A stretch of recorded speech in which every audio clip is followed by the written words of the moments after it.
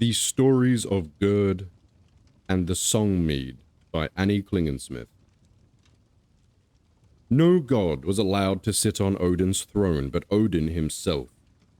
One day when Frey was alone in the palace, he sat upon the throne and looked over into Jotunheim. There he saw a maiden come out of a low, dark house.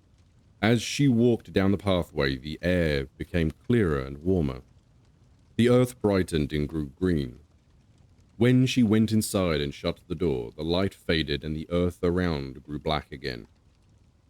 Around the low, dark house was a wavering wall of fire, and within the wall fierce dogs kept watch night and day. When the door was shut and Frey could no longer see the maiden, he went away sadly. He couldn't eat or sleep for longing to see her again. So sad was he that no one dared ask him what troubled him. Skade, his mother, sent Skirnir, his faithful friend, to find out what ailed him. Frey told Skirnir of the beautiful maiden, and that he could never be happy again unless she came to Asgard. Then Skirnir said if he could have Frey's horse and sword, he would ride through the flame wall, kill the dogs, and bring a Gerd to Asgard. Frey gave his horse gladly. Skirnir rode through the fire, and although it roared in his ears and blazed far above his head, when the dogs saw him, they started a fierce howling. But Skirnir quieted them with Frey's sword. Gerd heard the noise outside and sent a servant to see what it was. The servant said an armed warrior stood at the door, but Gerd knew that he must be a god, or he could not have passed the flame wall. So she bade the servant bring him in and give him food and drink.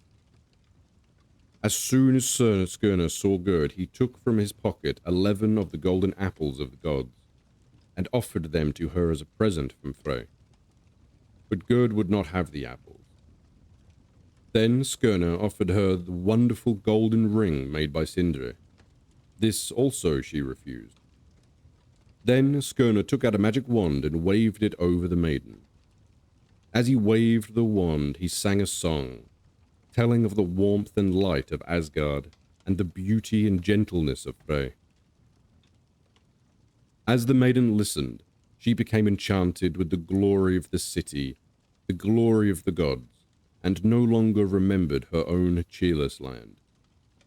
Then Skirnir took her behind him on Frey's horse, rode back across the rainbow bridge.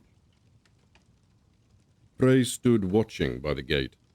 When he found that Skirnir had not only brought Gerd, but that he had made her forget her home and love Asgard, he was so pleased that he let Skirnir keep his sword. The Song Mead.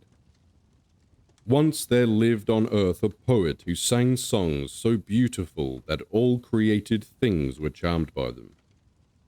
Two hill trolls who hated the poet because he was noble and good invited him to their home underground and killed him. They caught his blood in 2 cups and mixed it with honey to make mead. If any man drank the mead, it would make him a poet too. But the trolls hid it in a dark place and would give it to no one. One day the trolls enticed a giant into a boat with them and they drowned him. When his wife came to inquire about him, they sent her down to the seashore. There they threw a rock from the cliff and killed her. Suttung, the son of the giant, came to see what had happened to his father and his mother, and there, furious, he almost killed the trolls. To save their lives, they gave him the precious song mead. Suttung took it home and put it in his cellar, and his daughter Gunnlad guards it day and night. Odin wished to drink the mead, and so he made a journey to Jotunheim. There he saw 9 thralls mowing in a field.